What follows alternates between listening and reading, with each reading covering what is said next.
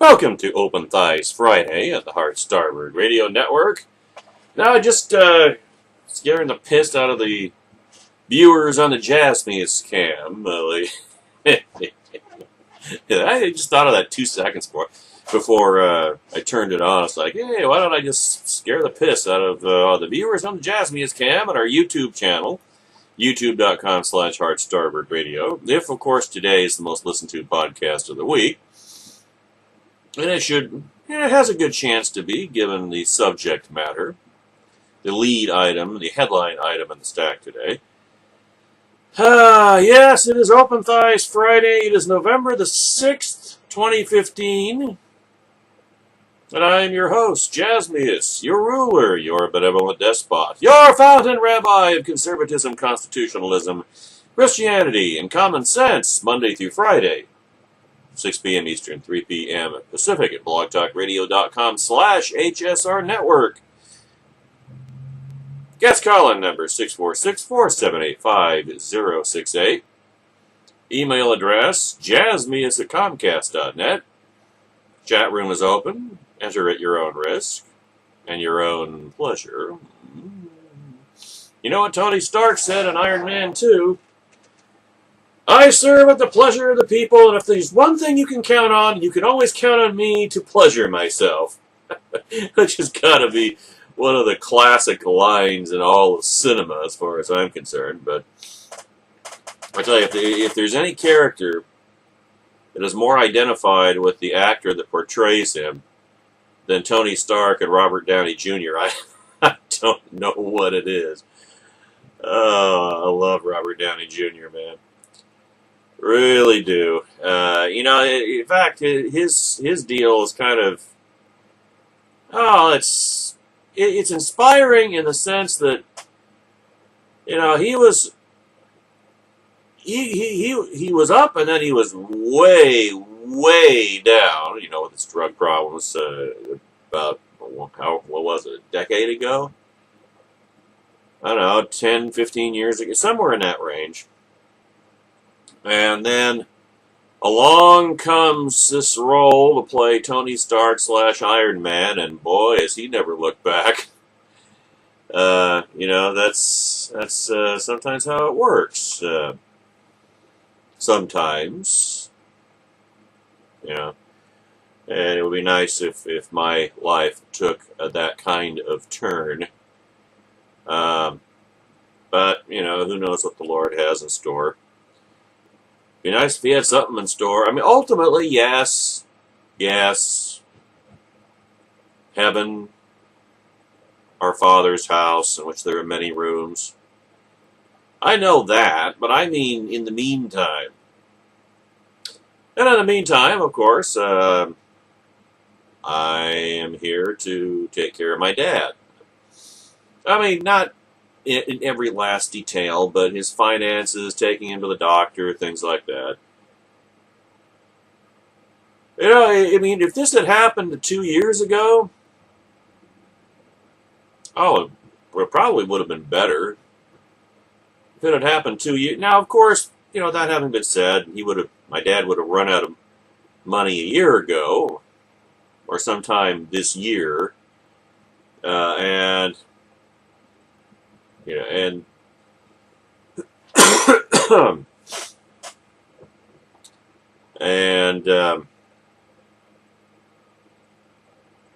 I lost my train of thought. The point is, oh wow, the wheels are just coming off here, man.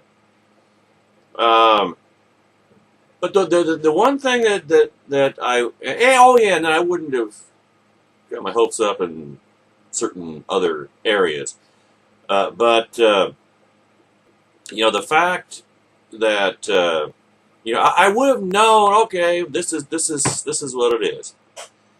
This is what I have been redirected, reassigned to do for the time being. Because, when you have an elderly parent, you don't know how long they're going to live, ultimately, so, there's no way to tell. So, I mean, yeah, my dad could live for another 10 years. He could live into his 90s. And my aunt, my mother's sister, is of that opinion. Yeah, Ralph will probably live into his 90s. It's like, okay, well, maybe. Don't know. Or maybe, there's no way to tell. Of course, that discussion just gets into, well, we don't know how long any of us have, really. But at any rate, that's what I'm doing now. That's what I have been reassigned to do, is be there for my dad, which I am of that opinion because I looking back on it, remembering what my schedule was like when I still had a career, compared to the things that I'm doing now with and for my father. It would not have been compatible, not remotely. Taking my dad to the doctor it's pretty much a half-day proposition between picking him up, getting him out to the truck, getting him into the truck, getting him down to the doctor, getting him out of the truck, getting him back into his wheelchair, taking him in, and the whole procedure therein. I mean, that's half a day, or at least half a work day, typically.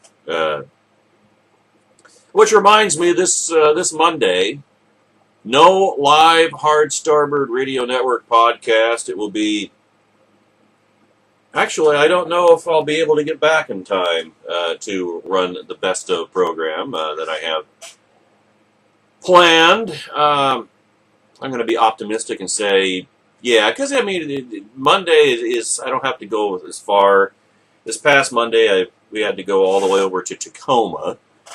And in this case, it won't be nearly as far. So I'm going to be optimistic and say there will be a Hard Starboard Radio Network podcast. It will be a best of, not a live podcast, this coming Monday, November the 9th. So mark that down in your day timers or your personal access data devices. That's how I prefer to that's my catch-all colloquial term for the smartphones, iPhones, what have you, tablets, all these handheld devices that I don't use because I don't want to be that connected. But mark them down. Tattoo it on the inside of your eyelids, Post-it note, whatever works for you. No live Hard Starboard Network Radio podcast on Hard Starboard Radio Network What did I say? Hard Starboard Network Radio. Hard Starboard Radio Network podcast. This coming Monday, it will be a best of show. Because I am taking my dad to the doctor for a urinary CAT scan, or a bladder CAT scan. So that is, as they say, that. Also, I just may be feeling already the effects of having my hydralazine dosage cut in half. I still don't know why Dr. Din did that.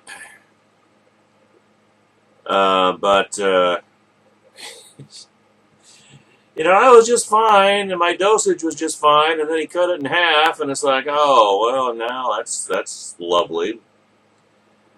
Blood pressure's probably higher. So, and that'll give him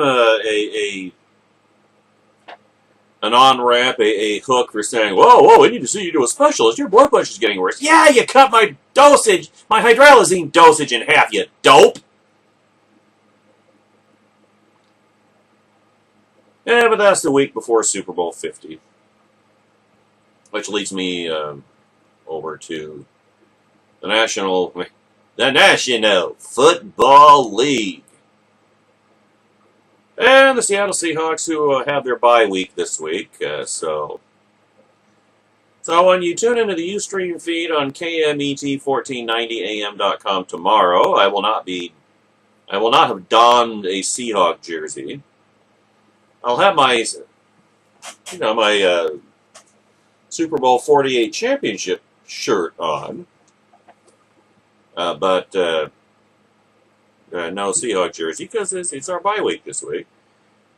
I decided that is the only circumstance under which I will wear my personalized Seahawk home and away jerseys is during the season, and whether it's home or away, depending upon whether the Seahawks are home and away, and otherwise in the off season they will stay on my den / office / broadcasting studio wall. That will be your explanation.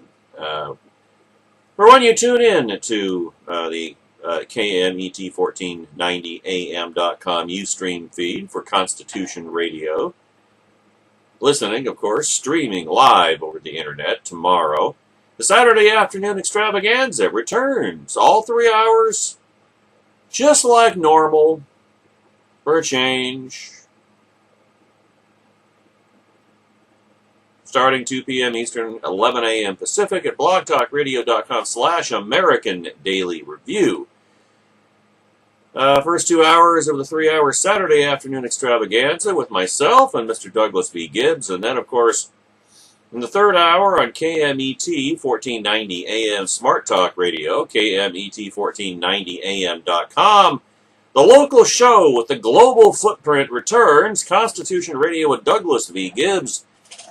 And while I think of it, in fact, I'm assuming that Mr. Gibbs put up this promo post at politicalpistachio.com because as soon as he landed the guest, every week Constitution Radio with Douglas V. Gibbs, Jazz Neas, and Alex Ferguson gives you hard-hitting constitutional and political news. And this Saturday will be no different. But during the first part of the program, the opening segment, we're going to shift gears as we prepare for the Christmas season. Not the holiday season, the Christmas season. Because Jesus is the reason for the season. Or season. Botch that. Jesus is the reason for the season. Author David N. Brodman will be joining us on Constitution Radio to discuss his new book, Once Upon a Promise. We highly suggest you add this book to your Christmas list as one to buy for yourself and various loved ones. The local writer, David's book, Once Upon a Promise, is a retelling of a classic poem that creates a truly engrossing opportunity for the family. The reading of this book should become a tradition for your family every Christmas. Curl up by the fire. Well, you can fill your cups with hot cocoa or eggnog. I don't want to clog my arteries with that rot gut. Give me some nice, cold, sparkling apple cider. That'd be about my speed. Not hard cider. Just like Martinelli's. Which there's a lot less in those Martinelli bottles. A lot less in those Martinelli bottles than you would think. Just looking at the bottle, you think, wow, this is a big, but then wow, it's gone already? They need bigger bottles, I think, Martinelli's does. And enjoy the poetic prose of a tale that centers around a father sharing with his children the story of love and of a promise made a long time ago. Want to know how far back? Genesis 3:15 was the first one. And then it expanded over the centuries throughout the Old Testament, the promise of a coming Messiah who would save mankind from his sins. I think you can see where we're headed here. You want to know more about it? Read The Promise by Hal Lindsey. over 300 prophecies in the Old Testament about the first coming of Christ, all of them literally fulfilled in the life of Jesus of Nazareth, ladies and gentlemen. It is about truths and sharing those truths with everyone. Readers will find themselves not only being entertained by a wonderful story and its illustrations, but also being challenged by the most important of all questions. Well, I think Walter Donovan put it best at the end of Indiana Jones and the Last Crusade when he said, "It's time to ask yourself what you believe, because that will determine your eternal destiny," ladies and gentlemen. So that's tomorrow on Constitution Radio with Douglas V. Gibbs, Jasmius, and Alex Ferguson, or just Constitution Radio, if you prefer. That's certainly a shorter show title. And I've got I got the last two videos from that I've been talking about for over a week now. I'm gonna upload them. I swear I'm gonna upload them. One for last week to youtube.com/HardStarboardRadio. The other to our other YouTube channel, youtube.com/American Daily Review 2. And then let me briefly mention, of course, our podcasts, our podcast pages, blogtalkradio.com/HSR Network. Almost 8.5 years worth of podcasts for your downloading pleasure, your education, edification, enlightenment, and entertainment in all your life's endeavors. 6 1/3 years more podcasts at blogtalkradio.com/American Daily Review. The podcast page of Constitution Radio at KMET1490am.com. Highlight the drop-down menu on the main page. Click on Saturdays, scroll down the Saturday schedule, click on Constitution Radio, takes you to the Constitution Radio podcast page, or the Constitution Radio page at KMET1490am.com. Click on the in the lower left-hand corner on the podcasts box, and that'll take you to all our podcasts on KMET 1490 AM for the entirety of our run there since May the 2nd. And if you want any of the 200 podcasts of Constitution Radio on during our 3.5+ year run on KCAA AM 1050, send me an email to Jasmius, JASMIUS, at Comcast.net.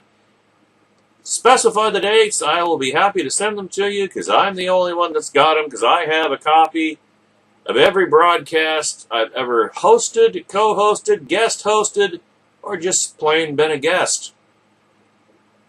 I got them all, folks, so specify the dates. Send me an email to jasmius@comcast.net, and they, too, can be yours.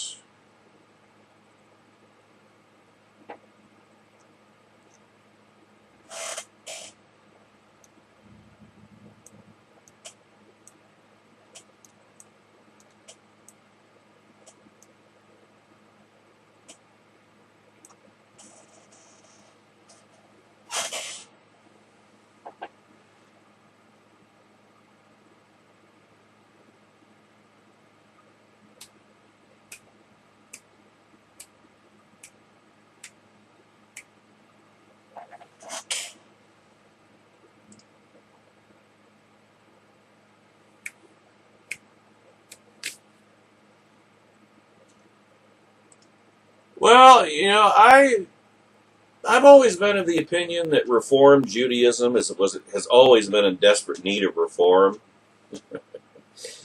Never more so than now.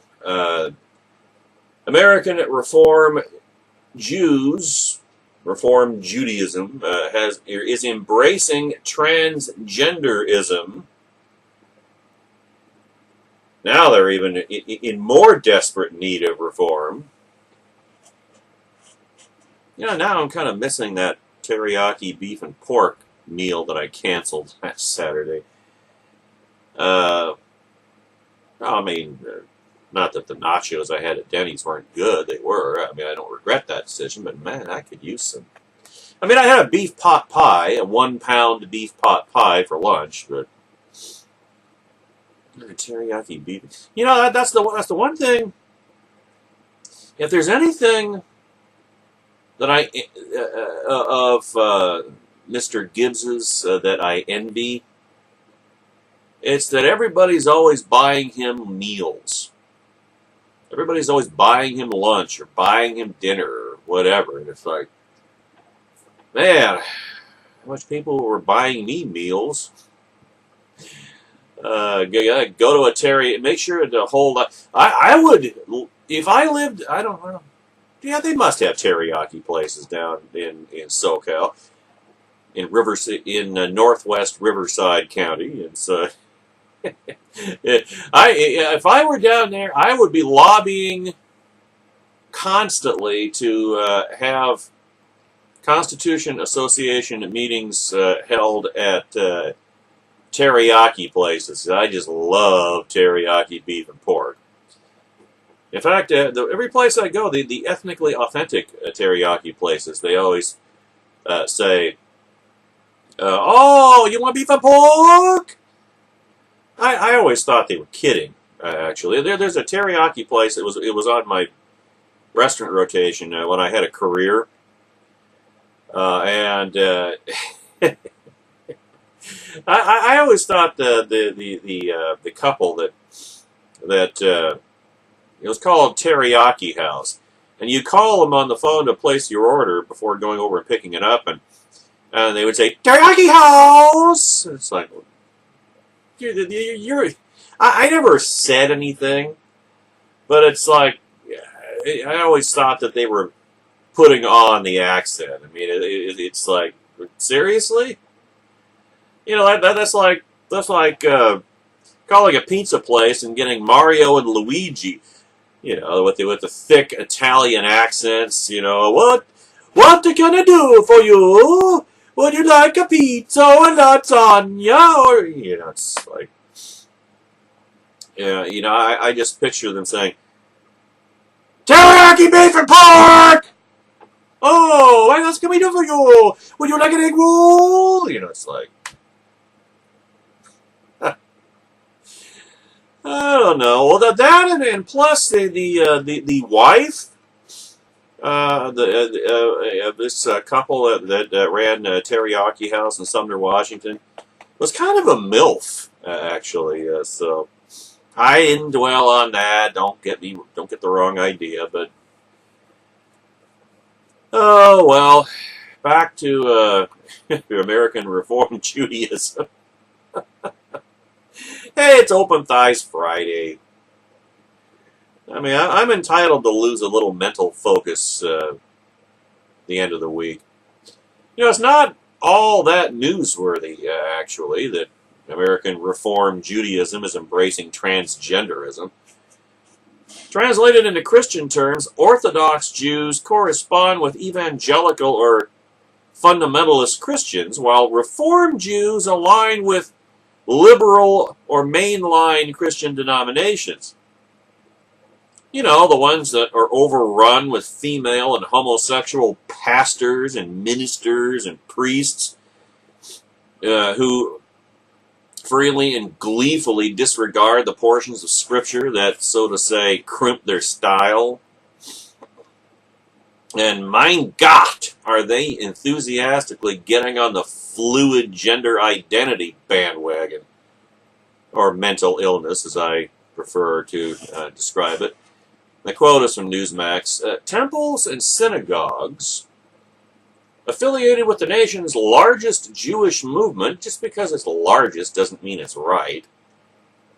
For strictly speaking, Judaism isn't right because they leave out a testament. It's funny, Judaism leaves out a testament and Mormonism has one too many. So I always refer to Mormonism as E.T., the extra testament. Christianity is that sweet spot right in the middle. Kind of like what Mr. Gibbs says about constitutional conservatism. You know, it's classic. Now he calls it classical centrism. You know, the Constitution is right dead center. Okay, if you say so. I always thought that was a little bit misleading, but I mean, I know what he's trying to say, but if you're not educated in the Constitution and what it's actually, you know, what the context and what the political spectrum was at the time the Constitution was created versus what the political spectrum is today, then, you know, most people aren't going to get they're not going to get the reference. So that's kind of how I tend to think of it. But anyway, temples and synagogues affiliated with the nation's largest Jewish movement could adopt gender-neutral bathrooms. Can you imagine that? Can you imagine going to church on Sunday and there are 58 different bathrooms, or just one combined bath? There's one restroom, and everybody's in there. Guys pulling out their junk in front of young girls, and just, you know, even to be able to pee. I mean, you would have, if you were appropriately modest, you practically have to climb into the urinal. You know, although they probably wouldn't have urinals anymore, come to think of it. They would be all toilet stalls, which takes up more room. And so they'd have to make the bathrooms larger, and then you know, it's a cascade failure, even architecturally speaking.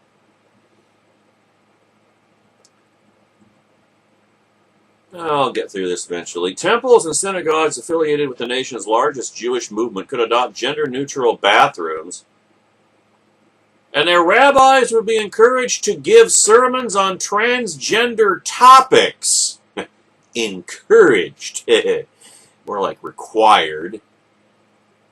Under a I hate that term. Gosh, I hate that term. Groundbreaking resolution. Like it's a good thing. A groundbreaking resolution expected to pass at a conference of Reformed Jews on Thursday. Yesterday, that is. You know, those are not going to be sermons, okay? Because there is nothing on transgenderism to be found anywhere in the Old Testament. I mean, this is something that even 20 years ago, it wouldn't have occurred to anybody that this could actually become dominant. Not just mainstream, but dominant. Seriously, I mean, 20 years, even 20 years ago, could you have imagined that mandatory transgenderism could have taken hold in this country? To say nothing of 2 millennia ago. Whereas there is this passage from Genesis 1:27, and I quote, God created man in his own image. In the image of God he created them, male and female he created them. It's genetic. You can't change genetics. You can whack your pee-pee or have one grafted on and chemically and surgically mutilate yourself. You can wear the other gender's clothing and whatever.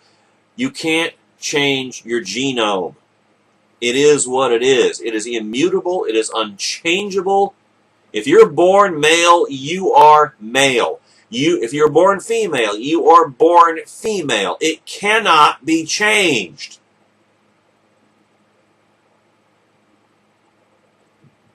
Male and female, God created them. Not she-male or Butch or Glenn Quagmire's dad. Because you see, God does not make mistakes. He's omniscient. He doesn't make mistakes. If he made you male, you're male, no matter what deceptions have warped your self-image. Ditto if he made you female. If you've inflicted issues on yourself, that's not on him. And I highly doubt he wants to see you surgically and chemically mutilate yourself in pursuit of a lie that is immutably refuted by your 23rd chromosome pair. XY or XX? Those are your only choices. And you don't get a choice. You're born with one or you're born with the other. And clergy are the last people who should be excusing and encouraging such twisted lunacy. The proposal features some of the most far-reaching policies for transgenders seen among any of the nation's mainstream religious organizations, according to advocates for homosexual and transgendered special rights. It also has generated little discord among the movement of 1.5 million North American Jews affiliated with the Union for Reform Judaism. No doubt. For it is written, and this is 2 Timothy chapter 3 verses 1 through 5. But realize this is the Apostle Paul writing to Timothy, that in the last days difficult times will come. For men will be lovers of self, lovers of money, boastful, arrogant, revilers, disobedient to parents, ungrateful, unholy, unloving, irreconcilable, malicious gossips, without self-control, brutal, haters of good, treacherous, reckless, conceited, lovers of pleasure rather than lovers of God, holding to a form of godliness although they have denied its power. Avoid such men as these.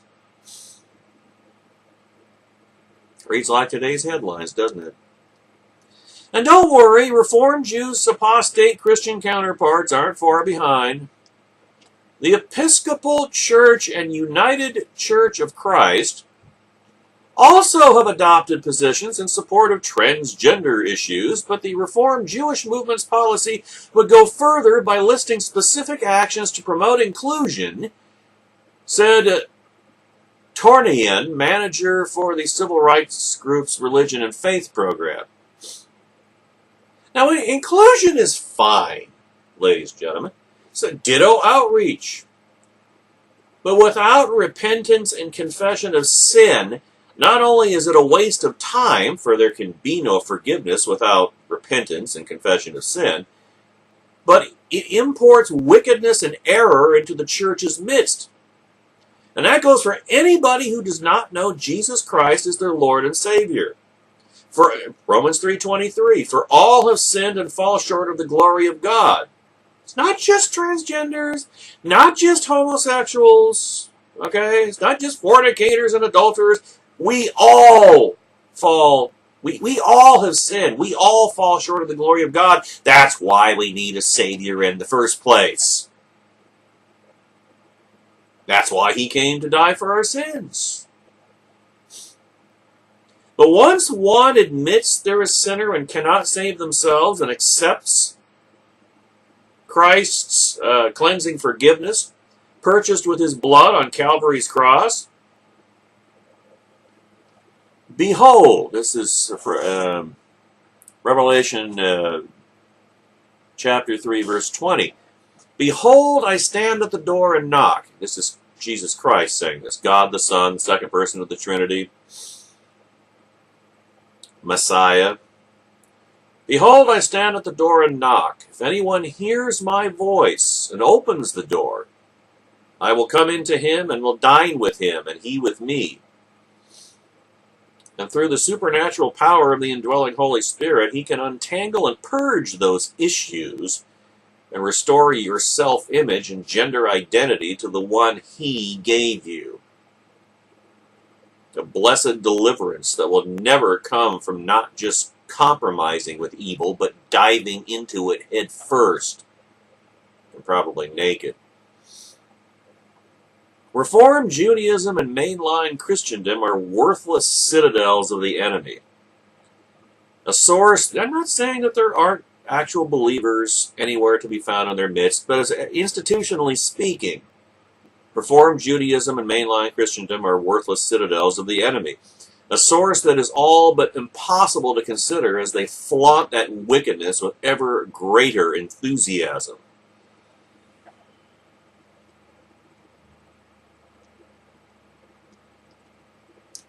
Well, that Thursday night game sure sucked. Well, actually, it was okay for a half, and then it just...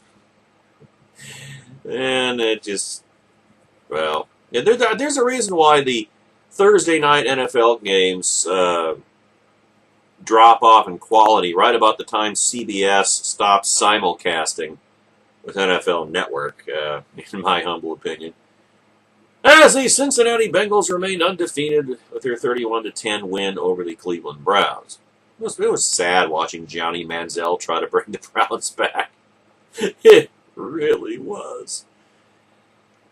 I hope he had a chance to go out to the farmer's market in Menifee for Mr. Gibbs's weekly appearance at the Constitution booth. I'm sure he'll have a story of one sort or another on it. Tomorrow on the Saturday afternoon extravaganza, the first 2 hours on blogtalkradio.com/American Daily Review, the third hour on KMET 1490am.com. American Daily Review, Constitution Radio, a 3-hour program on 2 venues weekly. Maybe someday, 1-hour program 5 days a week that actually pays us a living. That's the chimera, the mirage, or maybe just it's going to take a long time for that ship to come in. But, you know, I don't know, I was thinking about this morning. Maybe I've been looking at this all wrong. Rather than sitting at the edge of my seat, sort of metaphorically speaking, you know, saying, save me, save me, save me, save me, save me, save me, save me, save me. You know, maybe I should just sit back and say, the Lord will provide. I'll just sit back and enjoy this vacation of indeterminate length while my retirement slowly evaporates. I don't know. I suppose it's an indication of just how ingrained my sense of responsibility and fiscal probity is. That I find that so difficult to do. But it's not like I have a choice. Now, I want to give you a real-life illustration. Because, you know, I am endlessly taking the Tea Party to task. And it's not like the GOP establishment doesn't do it too, but the Tea Party is notorious for this. For its inclination, its predisposition toward fratricide.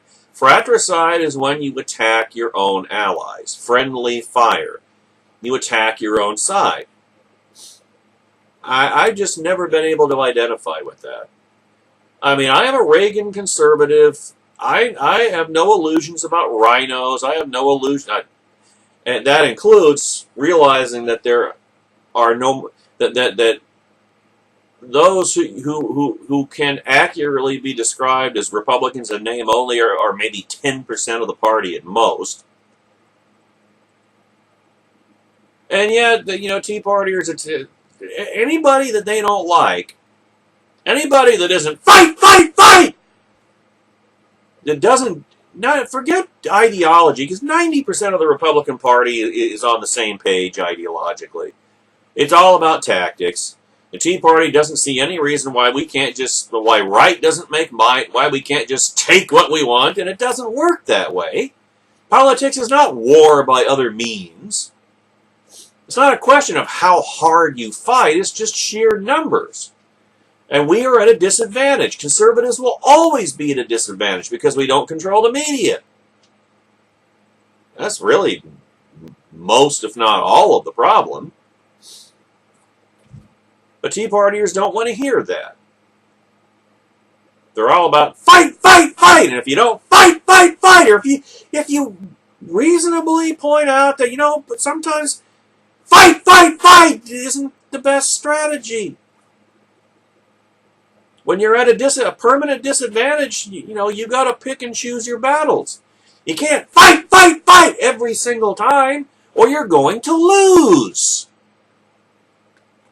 The Tea Partiers don't want to hear that. And so they accuse some of the most conservative office holders in the Republican Party of being rhinos and lapdogs and this and that. Just this slur and that insult and so on and so forth, just over a disagreement in tactics. It's not a disagreement in ideology, it's a disagreement in tactics. Another perfect example. Senate Majority Leader Mitch McConnell. You want to know what his career American Conservative Union rating is? It's over 90. Mitch McConnell is a staunch conservative, but he knows, Mitch McConnell realizes through bitter experience that even when we're in the majority in Congress, we're still at a disadvantage because we don't control the media, and the Democrats do. And so, he realizes. Now, I'm not saying I always agree with Mitch McConnell's tactics. I think he tends to be too cowardly. I think he tends to be too cautious. But still, he understands that you can't always just launch frontal assault after frontal assault after frontal assault, damn the torpedoes full speed ahead, Pickett's charge after Pickett's charge after Pickett's charge. You got to pick and choose your battles. You got to have room to maneuver. Remember your Sun Tzu. Never attack your enemy's strengths. Always attack your enemy's weaknesses. And Tea Partiers don't want to hear it. And so they engage in ritual, constant, endless fratricide. Look at the war for the speakership that just mercifully concluded a couple of weeks ago. Exactly what I'm talking about. Exactly the kind of thing I'm talking about. The House Freedom Caucus seemed, until they came to their senses, perfectly content to keep the speakership vacant, to block, to hold the entire GOP majority, House GOP majority caucus hostage, to no end, to no practical end, until they finally came to their senses.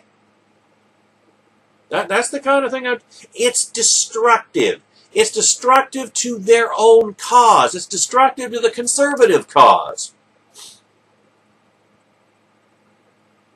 And I think that's what a lot of House Freedom Caucus members finally realize. Hey, you know what? We're not helping ourselves by doing this. We're not going to get Daniel Webster as Speaker. It's not going to happen. Paul Ryan's the best we're going to do. I mean, it's like I was telling Tea Partiers throughout the whole thing. Is Paul Ryan perfect? Hell no. I'm perfectly well aware that Paul Ryan had an 80 out of 100 lifetime Freedom Works rating. I know he voted for TARP. I know he made the budget deal with Peppermint Patty Murray a couple of years ago. I'm more than well aware of these things, but politics is the art of the possible, as Otto von Bismarck once said. You've got to do the best you can do. That's all you can do. And you can't take it personally, and that's what happened in Louisiana this week. You know how Louisiana has their jungle primary on Election Day, and then they have the runoff a few weeks later? Well, their gubernatorial election is this year, and so You know, this is what happens, ladies and gentlemen, when Ronald Reagan's 11th commandment, thou shalt not speak ill of a fellow Republican, gets completely hurled aside. The governorship of one of the reddest states in the country gets forfeited to the Democrats. Now we go to the Washington Post for this quote.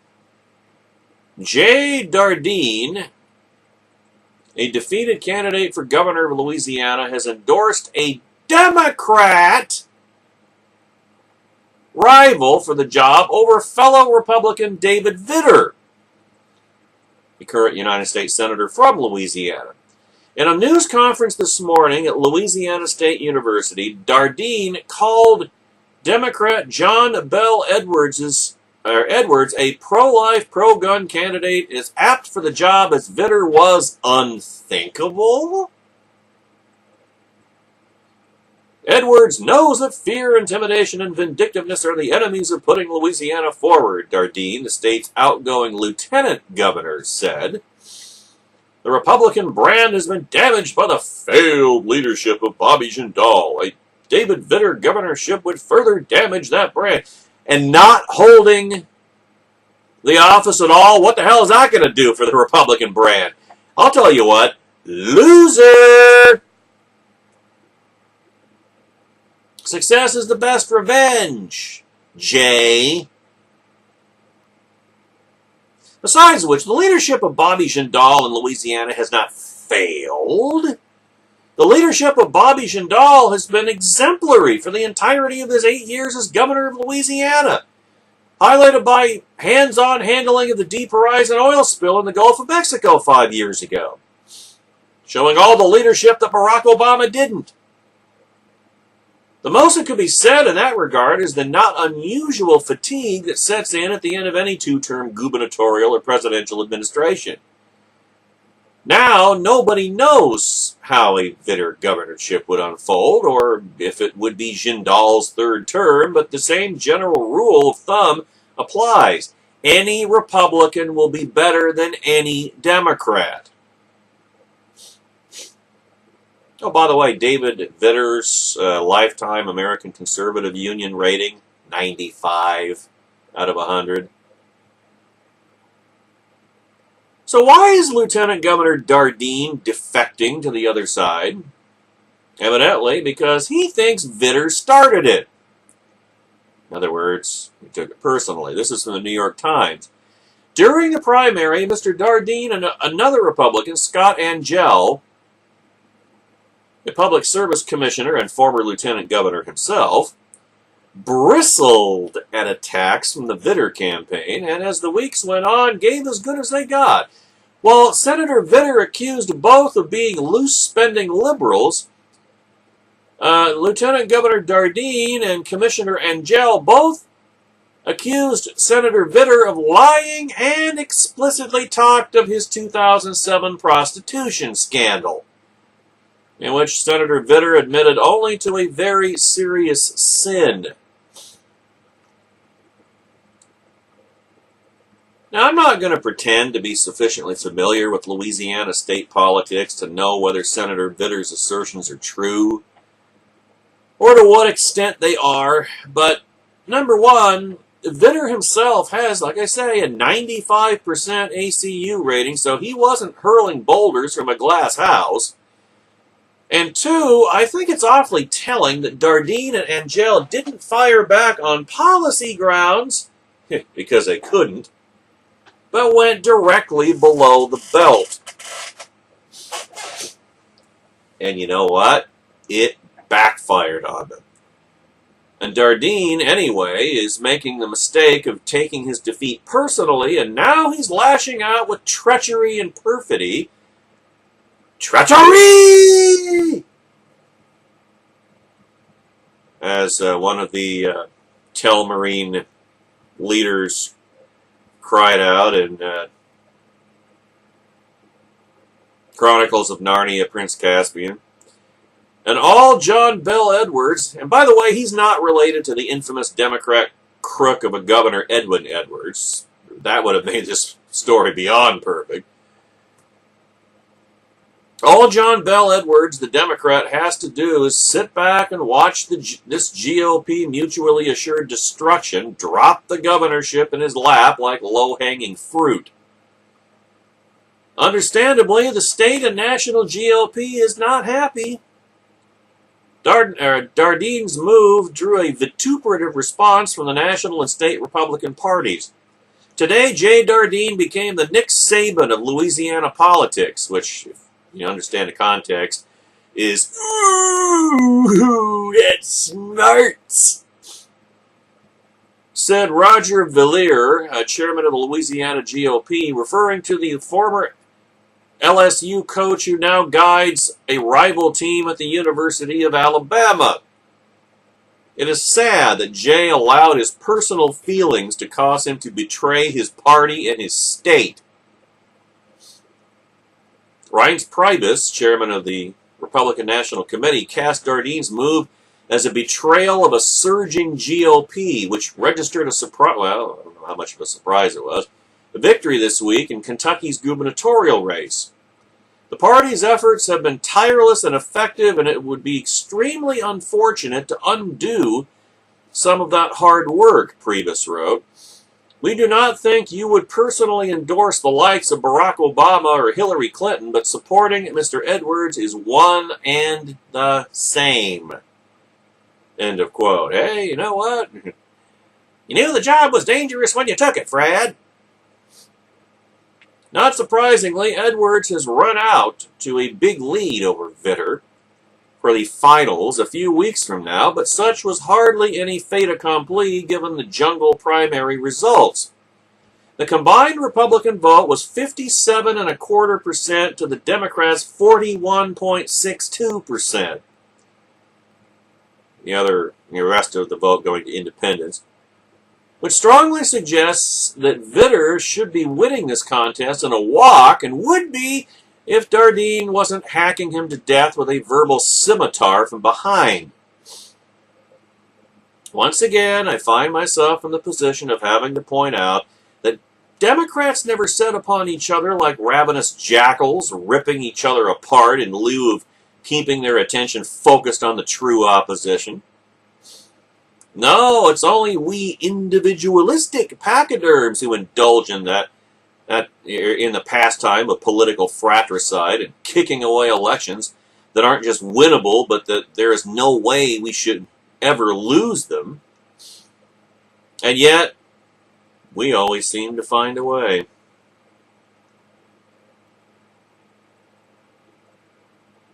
Incidentally, you know who one of Kentucky GOP and Tea Party Governor-elect Matt Bevin's biggest boosters was in his upset, victorious campaign? Senate Majority Leader Mitch McConnell. Yeah! How about that? See what's possible when we all remember that there is no I in team?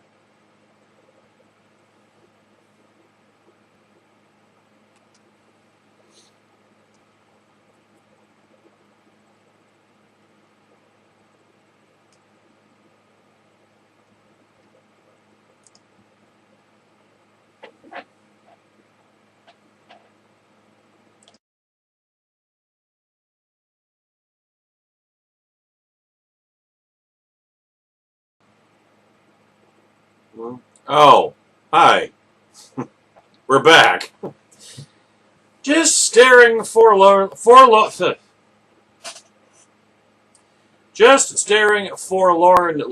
and desolately out the gray, dark, cold, damp, dreary, depressing window of my broadcasting facility here at our Starboard Galactic headquarters on Open Thighs Friday here on the Hard Starboard Radio Network. Is Barack Obama ending his war against Israel, ladies and gentlemen?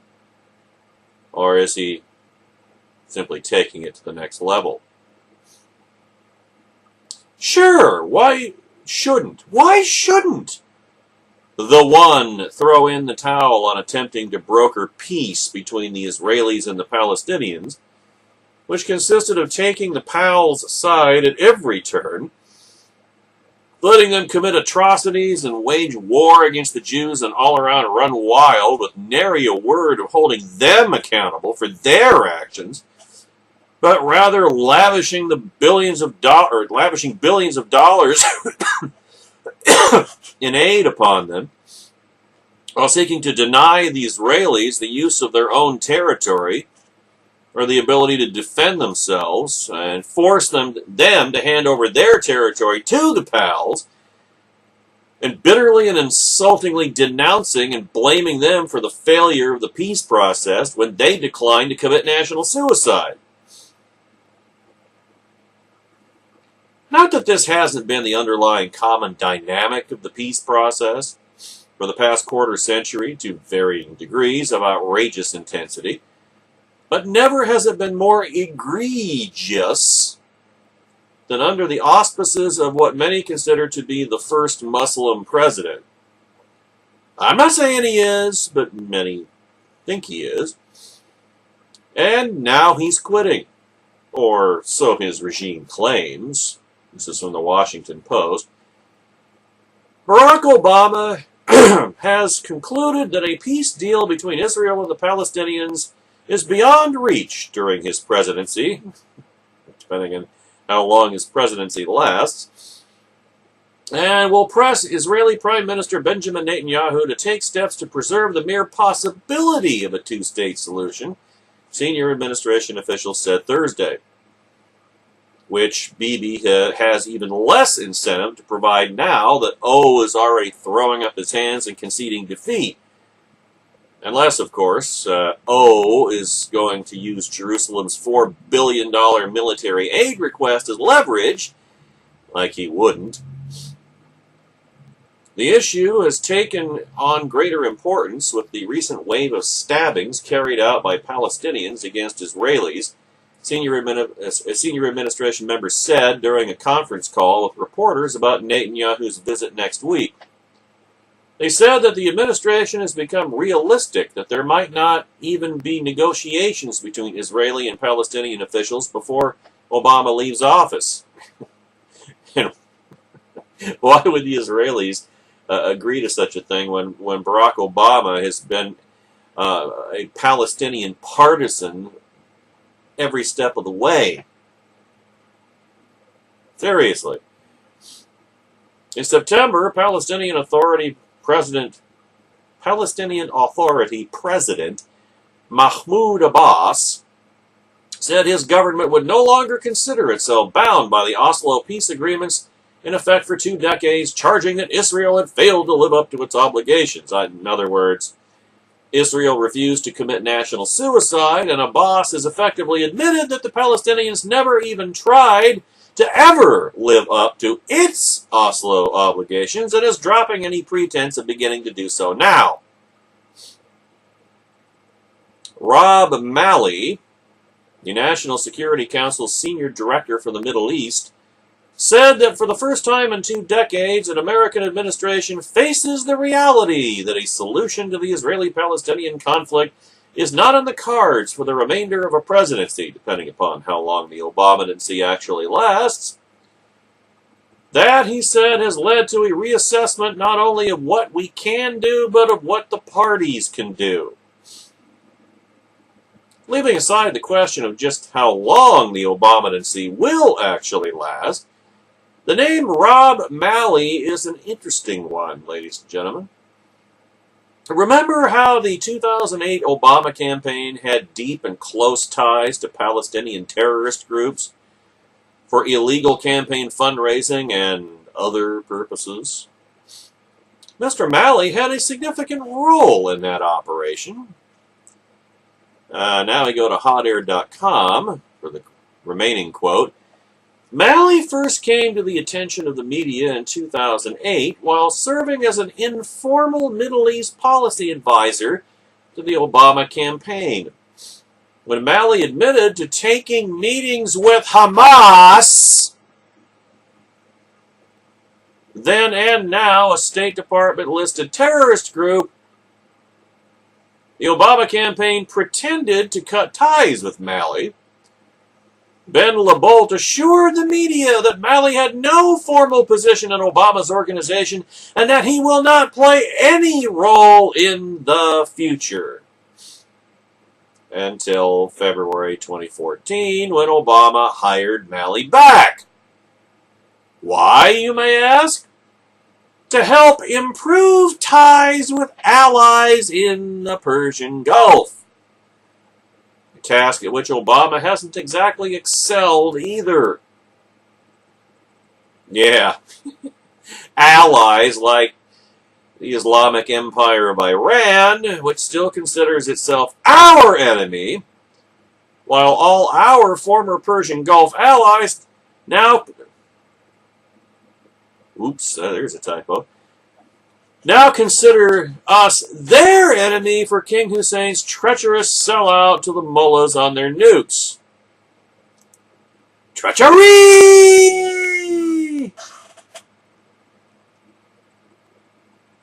Yeah, there. No, that's gradually getting better at catching that. Going to the wrong keyboard.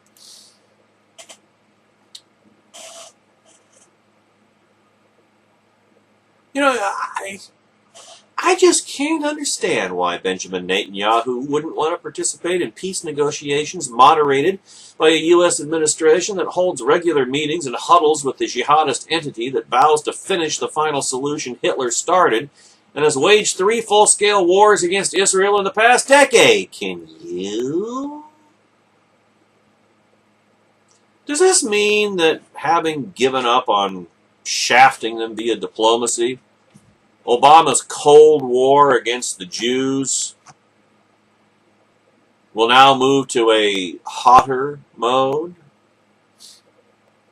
That would be a Middle East... You know, that just might be a Middle East war he might actually find to his liking.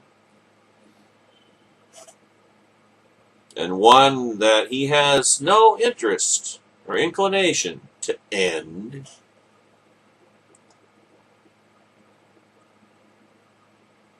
Well, Ben Carson is the current frontrunner for the Republican presidential nomination in 2016. It's not Donald Trump, it's Ben Carson. And Ben Carson, how shall I put this? He's popping his political cherry. He is learning about politics the hard way, and about the joys of being the front runner. Now, I don't know why you're so surprised, Doc. In fact, don't act so surprised. You're the one that put that sordid portion of your past out there about taking trying to hit your mother with a hammer and other acts of youthful anger once upon a time. You're the one that put that out there for public consumption. Once you took the lead in the Republican presidential race, the Oba media was bound to take aim at it. It was low-hanging fruit. Having said that, I will say that on balance, it probably did make more sense for you to get the angry, violent acts of your youth into public view yourself, framing them in such a way as to integrate them into your biographical narrative. I mean, if you had left that to liars like CNN and Politico to unearth, it takes no leap of imagination to picture the racist cast they would have put on gentle Ben going postal on a family member and trying to cave in his mother's skull with a hammer. As it is, all they can do is question Dr. Carson's veracity because the family member in question, his mother, doesn't wish to his mother's still alive? Wow. Dr. Carson's in his mid-60s, so that's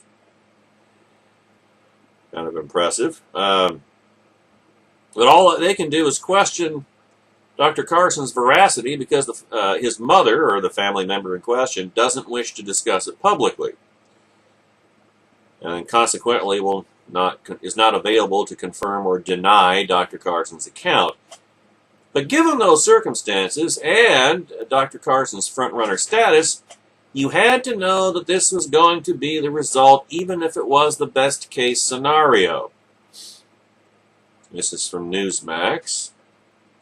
Ben Carson Friday told CNN that its story questioning his accounts of violence as a youth as a bunch of lies in a pathetic attempt to distract him and the public from the real issues that are important.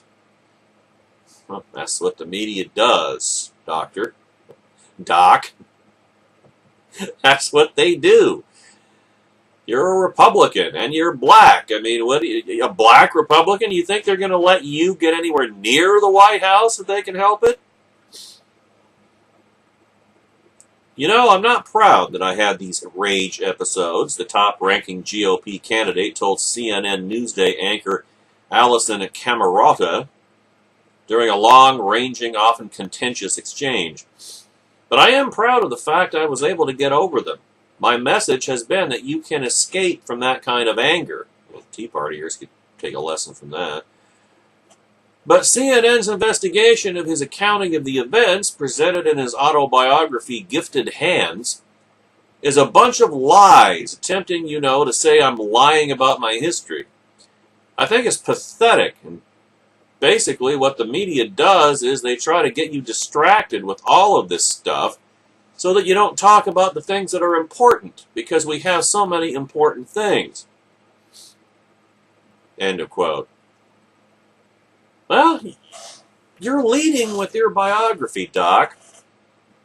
And the polls show that the core of your strength as a front-running candidate is your personal and professional ethics and integrity. That's what the Obama media has to attack if they're going to bring you down. In fact, they couldn't have done anything else. In other words, they fear you. And there is one reason above all else why they fear you. You're black. You're African American. Full-blooded, unlike the mulatto Barack Hussein Obama. And given that you're a conservative, you are the true anti-Obama. A second black president who sweeps into office and succeeds where Obama failed, like pretty much across the board, who cleans up the unimaginable, ungodly mess Obama left behind and undoes everything Obama ever did, is a nightmare the left cannot allow. And so they will do everything humanly possible to make sure a Carson presidency never happens. And that includes their Trojan horse in the GOP race. This is what Donald Trump tweeted out yesterday. The Carson story is either a total fabrication or, if true, even worse, trying to hit mother over the head with a hammer and stabbing a friend.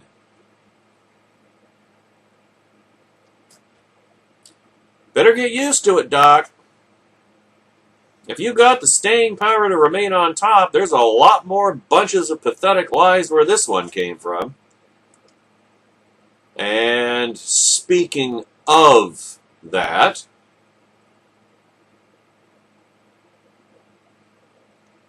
this came out just this afternoon.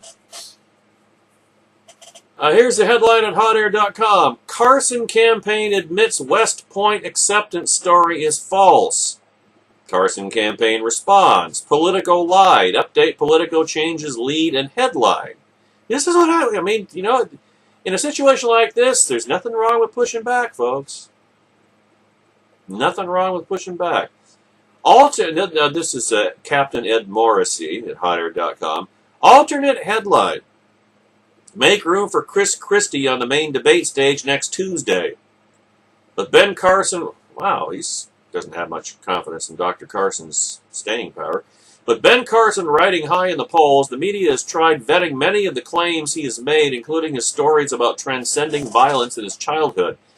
But it's another story about West Point that has tripped up Carson to the point that his campaign had to retract it as false this morning. Politico's Kyle Cheney exposed the fabrication. This is from Politico. The Academy has occupied a central place in Carson's tale for years. According to a story told in Carson's book, Gifted Hands, the then 17-year-old was introduced in 1969 to General William Westmoreland, who had just ended his command of U.S. forces in Vietnam, and the two dined together. That meeting, according to Carson's telling, was followed by a full scholarship to the military academy. West Point, however, has no record of Carson applying, much less being extended admission. In 1969, those who would have completed the entire process would have received their acceptance letters from the Army Adjutant General, said Teresa Brinkerhoff, a spokeswoman for the Academy. She said West Point has no records that indicate Carson even began the application process. If he chose to pursue the application process, then we would have records indicating such, she said. Well, you can see the first problem with this accusation, can't you? Dr. Carson never said he applied. He said he was offered a full scholarship. He didn't say he applied. When Cheney asked the Carson campaign to explain the situation, they admitted that the story told in Gifted Hands was not true. Dr. Carson was the top ROTC student in the city of Detroit, campaign manager Barry Bennett wrote in an email to Politico. In that role, he was invited to meet General Westmoreland. He believes it was at a banquet. He can't remember with specificity their brief conversation, but it centered around Dr. Carson's performance as ROTC city executive officer. He was introduced to folks from West Point by his ROTC supervisors, Bennett went on. They told him they could help him get an appointment based on his grades and performance in ROTC. He considered it, but in the end did not seek admission. He never claimed he did seek admission. He never claimed that he sought admission.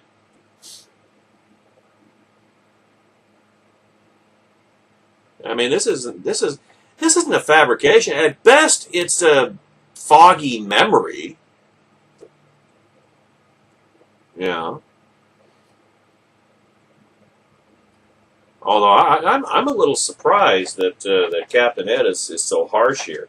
In other words, Carson at best wildly exaggerated, and it's not the only point on which people suspect the doctor of doing so. CNN tried verifying some of the claims Carson made about his violent childhood and reported that it could not do so. Carson ripped the CNN probe earlier today. This is from CBSNews.com. During an interview on CNN early Friday, Carson said the report was filled with lies and was pathetic. I saw your article. I didn't see any elementary school friends there, he told CNN. It's a bunch of lies. That's what it is. A bunch of lies attempting to say that I'm lying about my history. I think it's pathetic. Carson called the media's scrutiny of his candidacy unfair. Well, there's the political rookie showing there's his greenhorn rookie status showing itself. Like he expected fairness from the left-wing, not extremist media for a black conservative. Man, I'm surprised it didn't come long before this. Compared to their investigation, there were no investigations of Barack Obama when he was running for the White House. I mean, come on, Doc. You don't really expect that, do you? You didn't expect the media to investigate Barack Obama, did you? Any more than are you really expecting the media to cut you a break? You're a black conservative. You're anathema to them. You're an enemy to be destroyed utterly. Obama was not vetted like this, Carson said. It doesn't even come close to what you guys are trying to do in my case. Well, welcome to the party, pal. I mean, this is whining. This is whining. What's that Loki line from the Avengers when Black Widow was interrogating him in the Hulk cell on the helicarrier? This is whining. This is a child of prayer. Pathetic! It's just garbage, the GOP contender added. We have too many things that are important to deal with. Well, you're absolutely right, Doc, but if you... Please, he's actually surprised. At least that's what it sounds like. You're surprised by this, Doc? Really? Carson might have had the benefit of the doubt with voters on the CNN story before Politico's expose. Now it starts to look like a pattern. And it may not be the end of the story either. Now that this probe has hit pay dirt, it has? That's pretty weak tea, if you ask me. Carson can expect other media outlets to do a lot more vetting on his backstory. Well, they're going to do it anyway, Ed. They're going to do it anyway. They're looking for anything they can find. A black conservative becoming president of the United States, they'll make stuff up. They will just flat out make stuff up if they have to. It's true that Obama wasn't vetted like this, but after what happened to Sarah Palin, one would think that a political neophyte... Now, this is a good point. This is pretty much the point I'm making. After what happened to Sarah Palin, one would think that a political neophyte running for the Republican presidential nomination would know what to expect. Republicans have complained for 8 years that the media didn't perform due diligence on Obama, so it's difficult to complain now that their interest in Carson's autobiography, especially with Carson's campaign admitting it's not a fabrication. He never said that he was accepted. He said he was offered a scholarship. He didn't fabricate anything.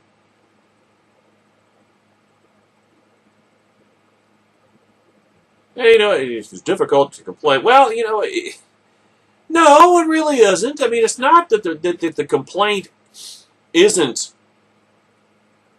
legitimate, isn't fair. I mean, of course, he's perfectly entitled to complain about it. But, I mean, that was going to come anyway. This is always going to happen when he became the front runner. I'm surprised it took this long. I mean, you can complain about it, but, I mean, it's as predictable as the sunrise. It's not something that I would even spend a whole lot of time on, personally. Can Carson survive this? It's difficult to see how. Come on, Ed. Why don't you give Carson some credit? Although the GOP base has a lot of affection for the brilliant neurosurgeon, part of that affection was based on the perception that he was a truth-teller to power, so exaggerating his own life story undercuts that perception, does it not? If that's what he had done. From what I'm reading of this, I don't consider it to be even much of an exaggeration. I mean, here's a passage from his book, A Gifted Hand. At the end of my 12th grade year, I marched at the head of the Memorial Day Parade. I felt so proud, my chest bursting with ribbons and braids of every kind. To make it more wonderful, we had important visitors that day. 2 soldiers who had won the Congressional Medal of Honor in Vietnam were present. More exciting to me, General William Westmoreland, very prominent in the Vietnam War, attended with an impressive entourage. Afterwards, Sergeant Hunt introduced me to General Westmoreland, and I had dinner with him and the Congressional Medal winners. Later, I was offered a full scholarship to West Point. I didn't refuse the scholarship outright, but I let them know that a military career wasn't where I saw myself going.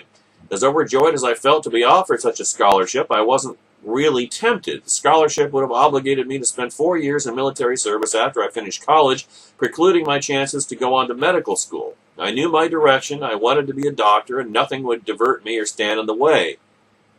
Of course, the offer of a full scholarship flattered me.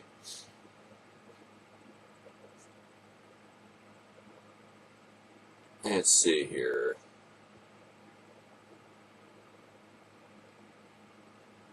Now, what they're saying is a fabrication. Is that, well, the United States Military Academy doesn't offer scholarships; they offer assistance in application. He colloquialized. I get what he meant. Well, I mean, this is semantics. I'm really surprised that I'm really surprised that Ed Morrissey can't read any better than this. And the Carson campaign has come out swinging. This is from the Daily Caller. Carson's story, as quoted in Cheney's piece, is that Westmoreland opened doors and offered him a full scholarship to West Point, and that he considered the offer but ultimately did not seek admission. Has Politico somehow verified whether Westmoreland, who is now deceased, made the offer? Carson spokesman Ben Watts attacked the story, telling the Daily Caller News Foundation, the Politico story is an outright lie. Dr. Carson is the leading ROTC student in Detroit, was told by his commanders that he could get an appointment to the academy. He never said he was admitted or even applied. Ben Shapiro makes the case more strongly than Team Carson at the dailywire.com. He reiterated that account last month in an interview with Charlie Rose when he said, I was offered a full scholarship at West Point, got to meet General Westmoreland and go to Congressional Medal of Honor dinners, but decided really my pathway would be medicine. Politico followed up on this story. They reported one additional piece of information that seemed to conflict with Carson's story. Carson never applied to West Point and was never extended admission. But Carson never said he applied. In fact, he said he didn't apply. He said he was extended a full scholarship offer. What's more, West Point doesn't offer scholarships. All admission is free, contingent on serving in the military afterwards.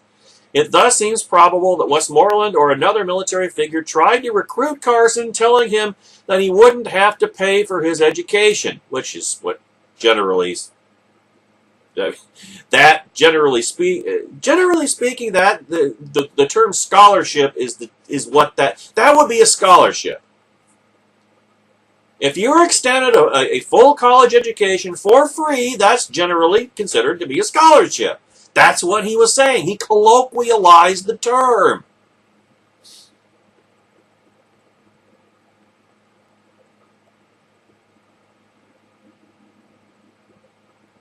It thus seems probable that Westmoreland or another military figure tried to recruit Carson, telling him that he wouldn't have to pay for his education, and that Carson read that as a full scholarship and never applied. So, I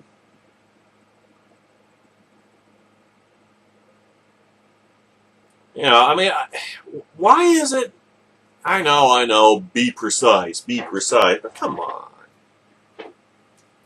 I mean, I suppose the worst you can say about Dr. Carson in this instance is that when you are, well, first of all, if you're a Republican, period, and second of all, if you are a black Republican running for president of the United States, you have to be just excruciatingly, exactingly precise. You can't give the media the single slightest opening.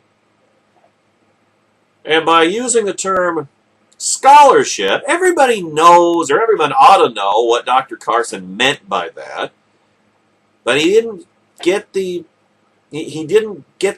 details precisely correct, but he wasn't fabricating anything.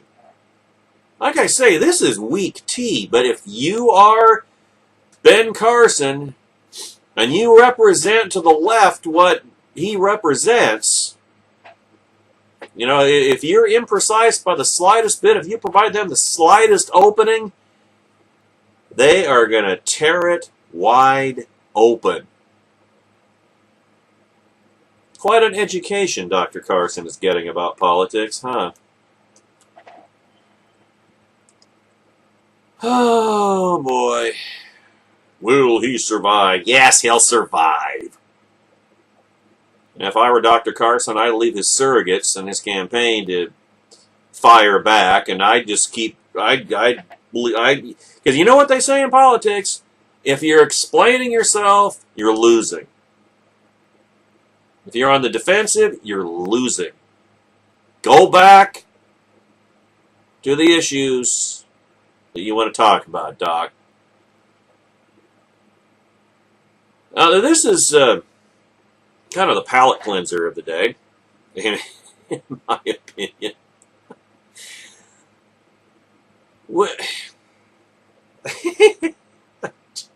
I don't know how to describe this. The White House, in an effort to boost Obamacare enrollment during this third open enrollment period, is offering visits from Barack Hussein Obama. No kidding. To borrow date... Oh, I spelled that wrong. I spelled that wrong.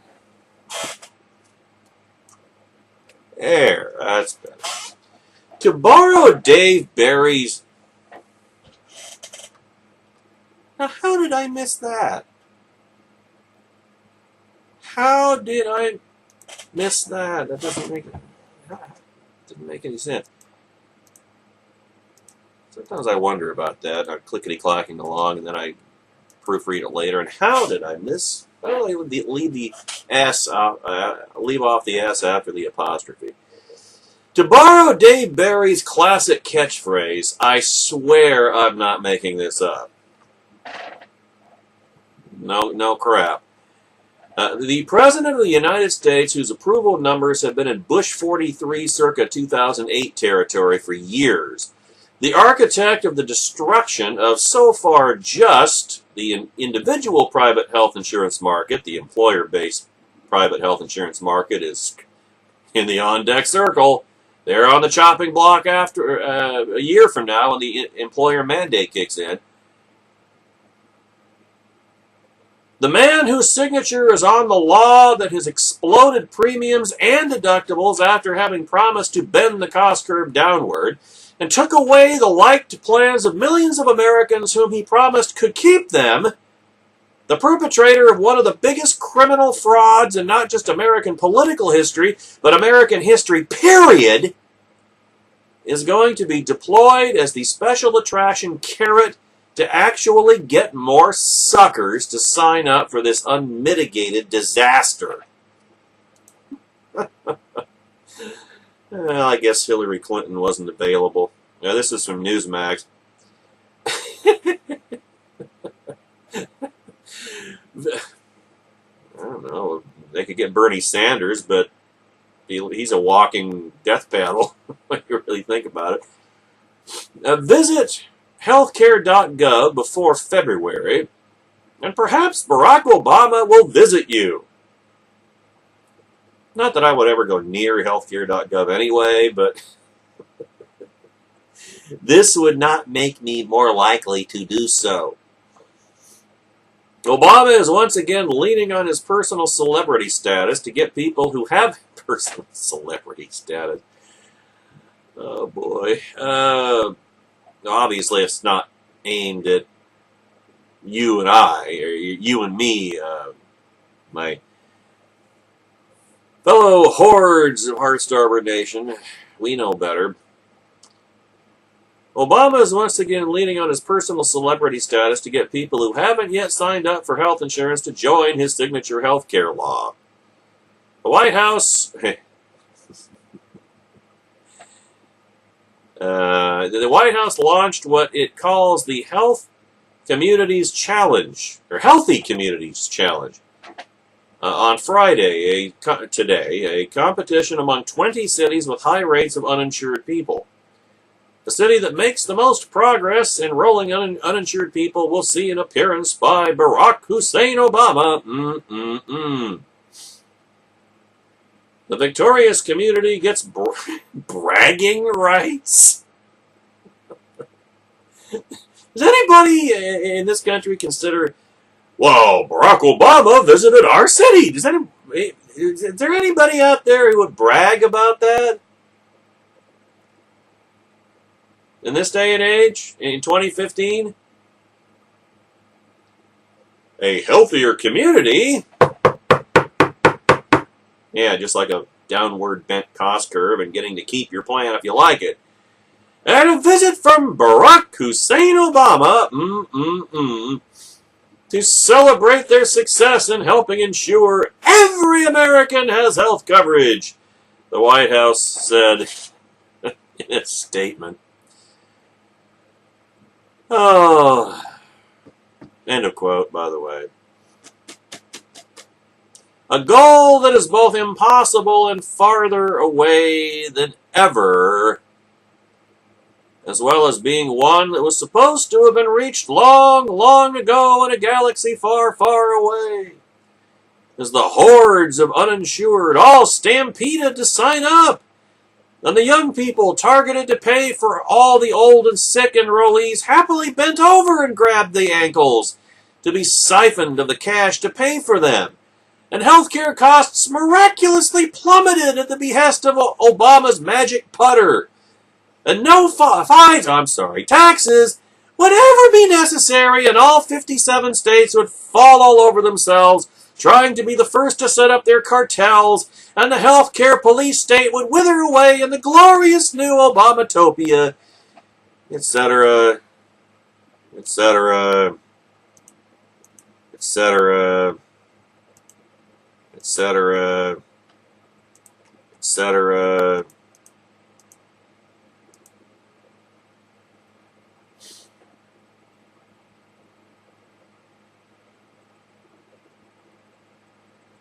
Hasn't turned out that way, has it?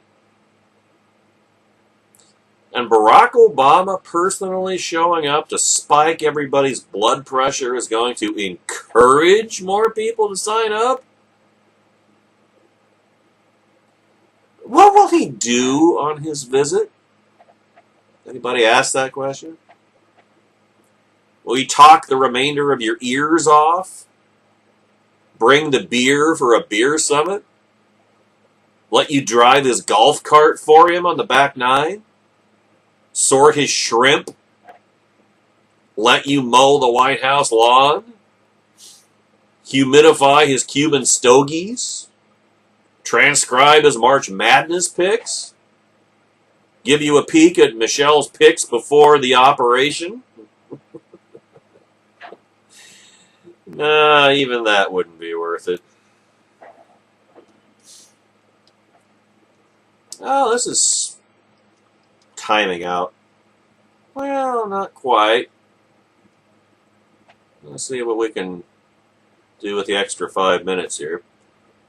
It is official, ladies and gentlemen. Barack Obama has killed the Keystone XL pipeline. I'm not hearing any shrieks or gasps of shock. Ladies and gentlemen, let's try it again. Barack Obama has killed the Keystone XL pipeline.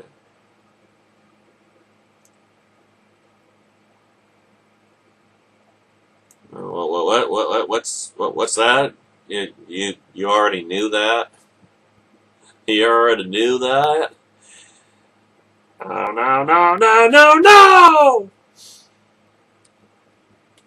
Yeah, well, it's not like they didn't telegraph it. Not like we didn't see it coming. This has been...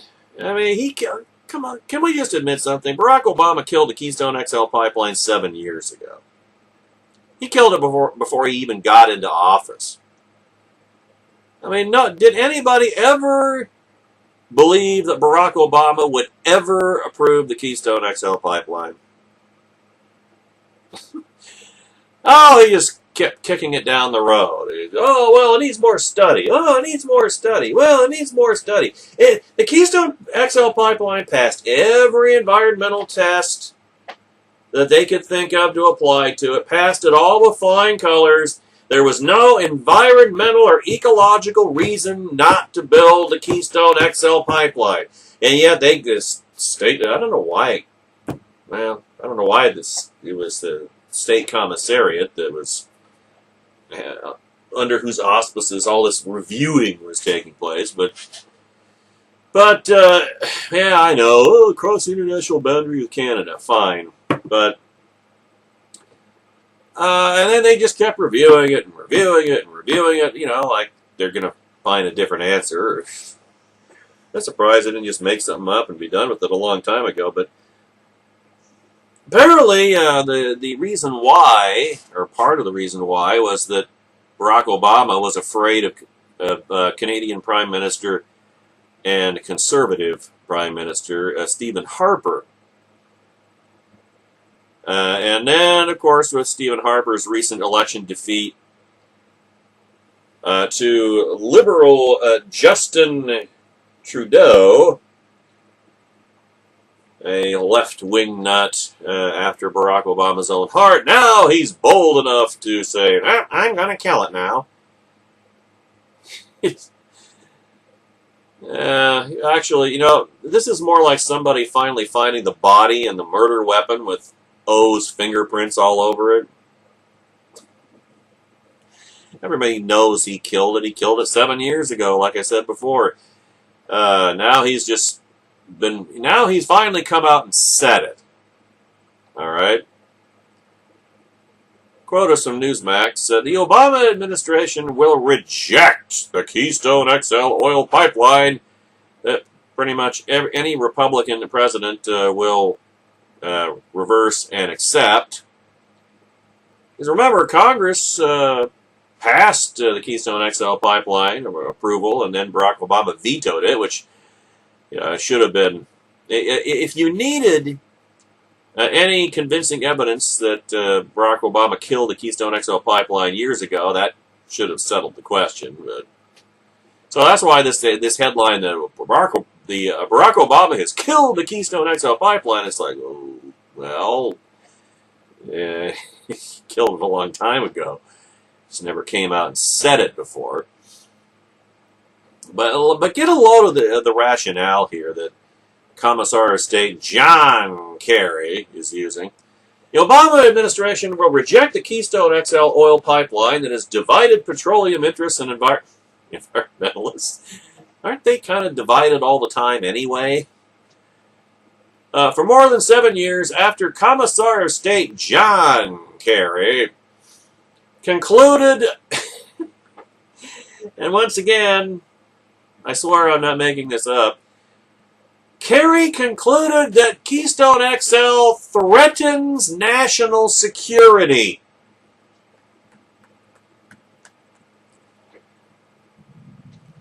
Hold on a second. Hold on a sec. All right, let me try that again. Commissar of State John Kerry concluded that Keystone XL threatens national security.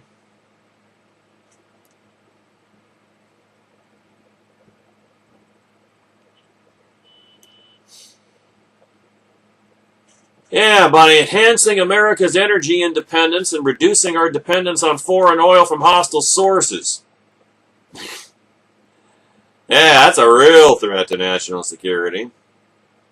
And that's really the rationale they're going to use? Good Lord, why don't they make Roland Emmerich Commissar of Climate and be done with it? Jeez. Barack Obama and John Kerry, who was charged with making a recommendation. Gee, I wonder what he's going to recommend. On the controversial project, there's really nothing controversial about it. It's cut and dried, actually. We're meeting Friday morning ahead of public remarks by Obama at 11:45 a.m. Eastern Standard Time. Keystone XL would have linked existing pipeline networks in Canada and the United States, and still might, because if you'll recall, even Trudeau said that he would fight for Keystone XL. So, this death is more just an extension of the coma.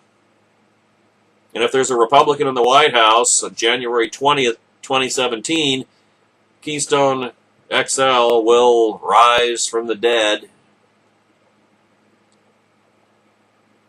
Keystone XL would have and will link existing pipeline networks in Canada and the United States to bring in more than 800,000 barrels per day of heavy crude oil and diluted bitumen from Alberta's oil sands to refineries in Illinois and eventually the Gulf of Mexico coast. And of course, pipelines are the safest mode of transporting oil, ladies and gentlemen. Just so you knew that. Safer. It's hell of a lot safer than tankers, don't you think? It would also have created tens or hundreds of thousands of new, honest-to-goodness, well-paying private sector jobs in a permanently depressed economy that desperately needs them. But Gaia knows we wouldn't want anything like that to happen, right? Far better to wallow in apocalyptic myths and not even pseudoscientific nonsense about climatological annihilation fantasies that not only aren't happening, but can't, all in service to the unendingly corrupt, tyrannical empowerment of the communist dictator residing at 1600 Pennsylvania Avenue. But again, this has been the case for years. Obama is just taking advantage of conservative Canadian Prime Minister Stephen Harper's fall to finally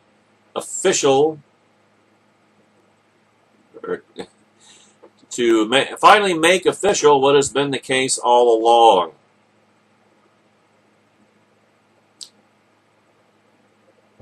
And like I say, if there is a GOP president in the White House the year after next, how will the next chapter of the Keystone XL saga play out with Obamunist Justin Trudeau calling the shots in Ottawa? Especially one that promised to fight for Keystone XL once it was crippled with an avalanche of environmental safeguard regulations. That's why I say it's kind of like what Mark Twain once said. Reports of my death have been greatly or when his obituary showed up in a newspaper, he said, reports of my death have been greatly exaggerated. So shall it be with Keystone XL, ladies and gentlemen, God willing. Remember, the Saturday afternoon extravaganza is tomorrow, 2 p.m. Eastern, 11 a.m. Pacific, all 3 hours as per normal. And we will see you on Monday. Best of show Tuesday live. More of the Hard Starboard Radio Network. Have a great weekend, folks.